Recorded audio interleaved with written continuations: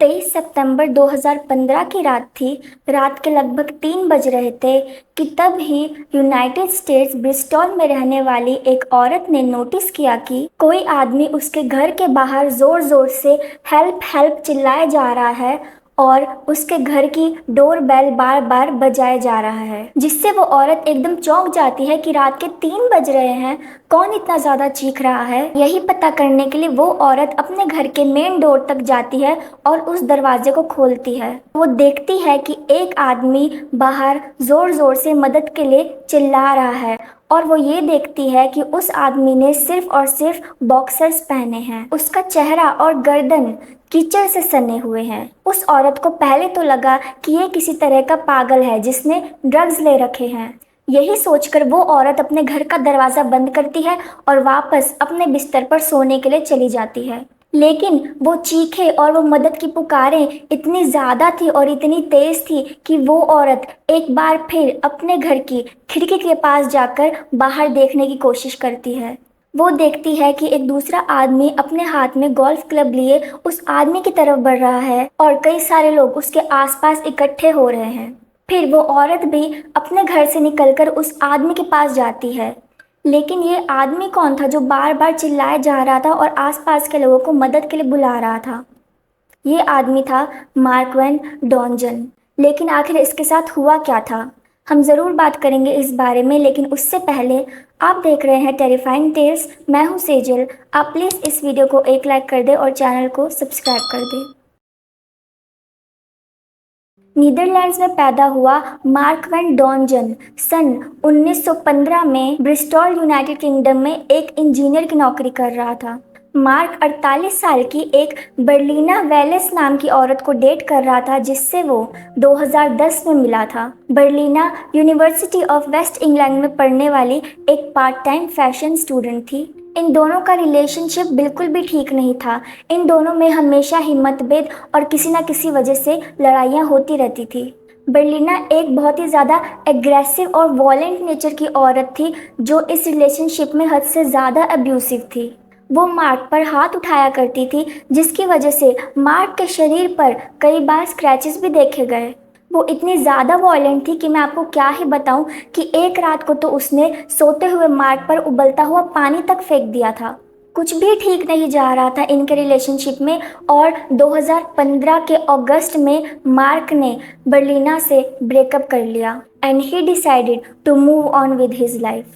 जिसके बाद मार्क की लाइफ में एक नई लड़की आई जिसका नाम वॉयलेट था। उन दोनों में एक अच्छा बॉन्ड बनने लगा और जल्द ही वॉयलेट और मार्क रिलेशनशिप में आ गए और मार्क बर्लिना के घर से निकलकर वॉयलेट के साथ एक नए घर में शिफ्ट हो गया। अब मार्क तो अपनी लाइफ में आगे बढ़ चुका था और खुश भी था, लेकिन बर्लिना इस ब्रेकअप से बिल्कुल भी खुश नहीं थी। उसे यह जानकर बेहद गुस्सा आ रहा था कि उसका बॉयफ्रेंड उसे छोड़कर एक नई गर्लफ्रेंड बना चुका है और उसके साथ रहने भी जा रहा है। वो इस बात को बिल्कुल भी एक्सेप्ट ही नहीं कर पा रही थी। वो इस बात से इतनी ज़्यादा पिस्ड ऑफ हो गई थी कि 2 सितंबर के दिन वो अपने कंप्यूटर पर एसिड अटैक्स के बारे में सर्च करने लग गई। उसने एसिड अटैक से जुड़े लगभग 82 केसेस के बारे में और उन अटैक से जुड़े विक्टिम्स का क्या हाल हुआ, इन सब के बारे में भी अच्छे से रिसर्च की। आप ये सोच ही सकते हैं कि वो लड़की इस ब्रेकअप से इस हद तक फ्रस्ट्रेटेड थी कि अब गलत या सही वो ऐसा कुछ नहीं सोच रही थी। काफ़ी देर की रिसर्च और अलग अलग वेबसाइट्स को टटोलने के बाद वो अमेज़ॉन की वेबसाइट पर गई, जहां से उसने कॉन्सेंट्रेटेड सल्फ्यूरिक एसिड खरीदा। उसी दिन मार्क ने पुलिस को कॉल करके बर्लिना के खिलाफ हरासमेंट की रिपोर्ट भी करवाई थी। उसने पुलिस को बताया कि बर्लिना उसे धमकी देती है कि अगर वो उसे छोड़ के चला गया तो वो सुसाइड कर लेगी। वो मार्क की नई गर्लफ्रेंड को भी कॉल करके उसे बार बार डराया करती थी। मार्क ने अपने डैड को भी कॉल करके बर्लिना की इन हरकतों के बारे में उन्हें बताया, क्योंकि उसे डर था कि बर्लिना कुछ ऐसा करेगी जो उसके ऊपर खोलता हुआ पानी फेंकने से भी बुरा हो सकता है। उसकी इन सब धमकियों के बावजूद भी 22 सितंबर 2015 की रात को मार्क बर्लिना के घर उससे आखिरी बार बात करने के लिए जाता है और समझाता है कि उनके बीच जो कुछ भी था वो अब ख़त्म हो चुका है, उनका ये रिलेशनशिप अब और ज़्यादा कंटिन्यू नहीं हो सकता और वो इसके बाद बर्लिना से कभी भी मिलने नहीं आ सकता। अब ब्रेकअप तो वो पहले ही कर चुका था और अपनी लाइफ में मूव ऑन भी कर चुका था, लेकिन वो जानता था कि बर्लिना अभी तक मूव ऑन नहीं कर पाई है और कहीं ना कहीं इस ब्रेकअप की वजह से बहुत ज़्यादा परेशान है। तो वो आखिरी बार एक कोशिश कर रहा था कि वो दोनों ही एक ही सेम पेज पर हो ताकि बर्लिना भी अपनी लाइफ में मूव ऑन कर पाए और खुश रहे। इनके बीच इस दौरान क्या बातें हुई ये तो हम नहीं जानते, लेकिन किसी न किसी कारण की वजह से मार्क उस रात बर्लिना के ही घर पर रुक जाता है और वहीं सो जाता है। अब रात के 3 बजने में कुछ ही मिनट बाकी थे कि बर्लिना अपने बिस्तर से उठकर किचन में गई। उसने अमेज़न से जो सल्फ्यूरिक एसिड मंगाया था वो एसिड एक कप में डाला। वो कप को लेकर सीधा उस कमरे में गई जहां मार्क आराम से सो रहा था और उसने मार्क को नींद से उठाया। मार्क को उठाते ही बर्लिना ने उससे कहा कि अगर तुम मेरे नहीं हो सकते तो मैं तुम्हें किसी का भी नहीं होने दूंगी।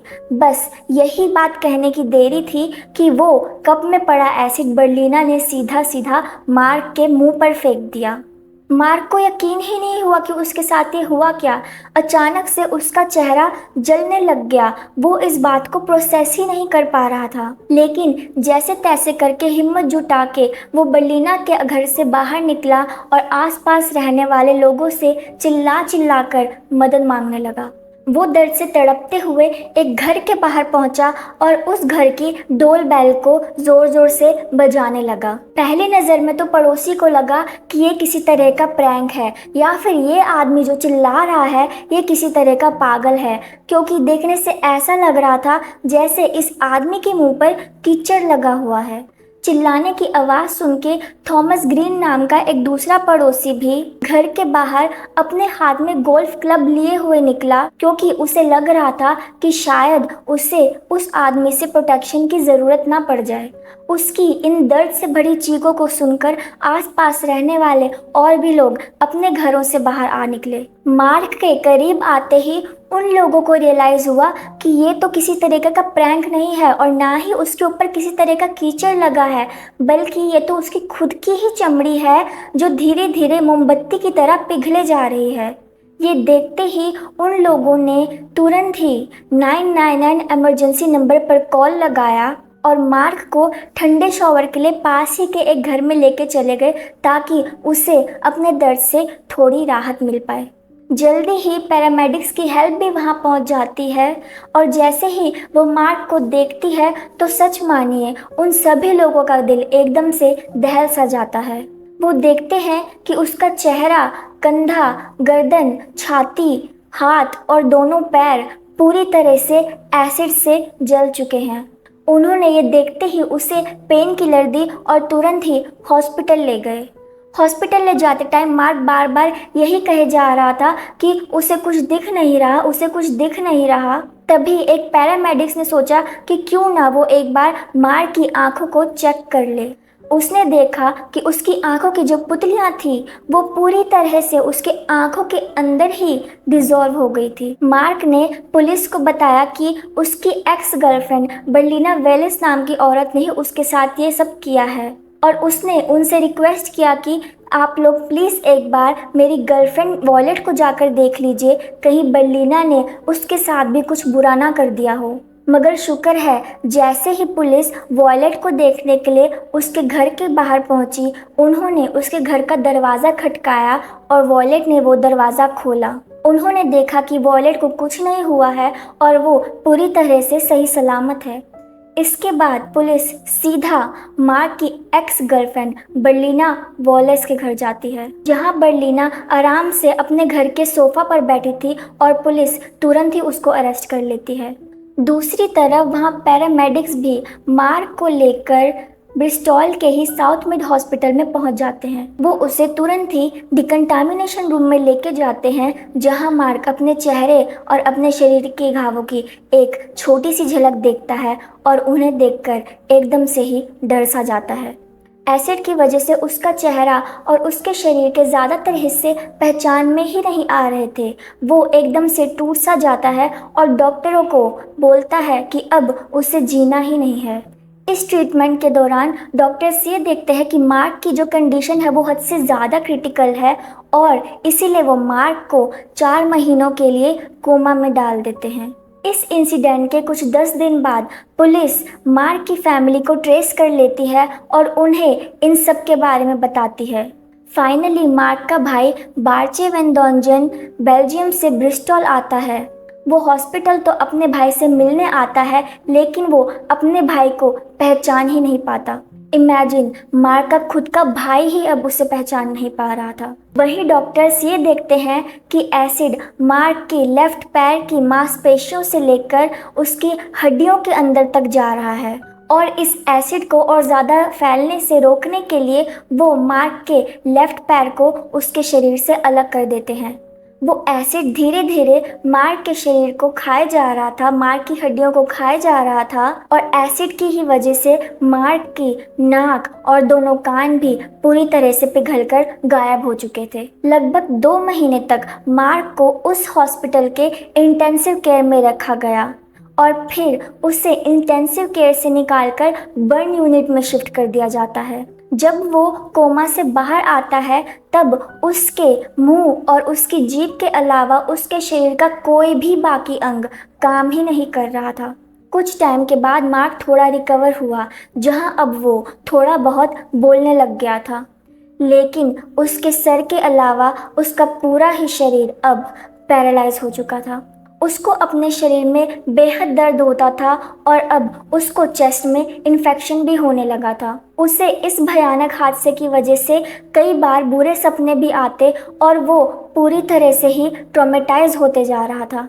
मार्क के शरीर पर बस हर जगह खुजली होती रहती थी और इससे वो पागल सा होने लग गया था। हाथों पर गिरा एसिड उसके मसल से लेकर उसके हाथ की हड्डियों तक पहुंचे जा रहा था और धीरे धीरे उसके शरीर को खराब कर रहा था। मार्क के डैड ने जब मार्क को देखा तो उनका दिल अपने बच्चे को देखकर पूरी तरह से दहल चुका था। वो सारा दिन रात मार्क के साथ हॉस्पिटल में ही रहते और उसके शरीर को खुजलाते रहते ताकि उसे उस जलन से कुछ राहत मिल पाए। हर वीकेंड पर की वैन डॉन्जन 800 मील ड्राइव करके बेल्जियम से ब्रिस्टॉल आते अपने बेटे की देखभाल के लिए और हॉस्पिटल के बाहर ही गाड़ी पार्क करके उस गाड़ी में ही सोया करते थे। मार्क को देखरेख की बहुत ही ज़्यादा ज़रूरत थी, इसलिए उसे ग्लूस्टर के एक दूसरे होम केयर में डाल दिया जाता है। बट एक रात वहाँ बिताने के बाद ही मार्क सीधा अपने डैड को कॉल करता है और उनसे रिक्वेस्ट करता है कि प्लीज़ मुझे यहाँ से बाहर निकालो। मार्क के डैड कॉल के बाद तुरंत ही उस होम केयर में पहुंच जाते हैं और वो मार्क को अपने ही फीसेस यानी कि अपने ही मल मूत्र में लिपटा हुआ देखते हैं। मार्क के डैड उसे कहते हैं कि वो उसे यहाँ से निकाल लेंगे। वो एक प्राइवेट एम्बुलेंस को हायर करते हैं और उस एम्बुलेंस में मार्क को लेटाकर सीधा अपने घर बेल्जियम नेदरलैंड्स लेके चले जाते हैं। वहाँ वो उसे एक नए केयर सेंटर में भर्ती करते हैं जहाँ उसकी देखरेख बहुत ही ज़्यादा डेडिकेशन से होती है। लेकिन अब मार्क की वो आखिरी बोलने की एबिलिटी भी जाने लगी थी। वो कम से कम अपनी फैमिली से बात तो कर पा रहा था जिससे उसे जीने की स्ट्रेंथ मिल रही थी, लेकिन अब उसके लंग्स में इन्फेक्शन होने लग गया था। उसके लंग्स में लिक्विड जमा हो रहा था जिसको निकालने के लिए मार्क के मुंह से लेकर उसके लंग्स तक एक ट्यूब डालना था जिससे वो लिक्विड बाहर निकल पाता। और अब वो बेचारा अपने बोलने की शक्ति भी खो चुका था। लगभग 1 साल से ज़्यादा बीत चुका था। मार्क किसी जिंदा लाश की तरह जी रहा था। वो अपनी कंडीशन से इतना ज़्यादा टूट चुका था कि एक दिन उसने इथुनेजिया के लिए अप्लाई किया। इथुनेजिया एक तरह की प्रैक्टिस है जो पीड़ितों और शारीरिक दर्द से भरे लोगों को उनके सफरिंग से छुड़वाने के लिए करी जाती है। बेल्जियम में इथुनेजिया की प्रैक्टिस लीगल थी और डॉक्टर्स ने जब मार्क की रिपोर्ट्स को चेक किया और उसकी कंडीशन को देखा तो उन्होंने मार्क को यूथनेशिया के लिए अप्रूव कर दिया। अब 2 जनवरी 2017 का दिन आया और मार्क अपने घर वालों के साथ आखिरी बार टाइम बिता रहा था। फिर शाम को डॉक्टर्स उसके घर आए। उन्होंने मार्क के हार्ट में एक कैथेटर इंजेक्ट किया और जल्द ही मार्क का सारा दर्द और सारा पेन अब दूर होने वाला था। इसी के साथ शाम के 7:15 को डॉक्टर्स ने मार्क को डेड घोषित कर दिया। हादसे से लगभग 3 साल हो चुके थे, लेकिन बर्लिना वॉलेस के ऊपर अभी तक किसी भी तरह का ट्रायल शुरू ही नहीं हुआ था।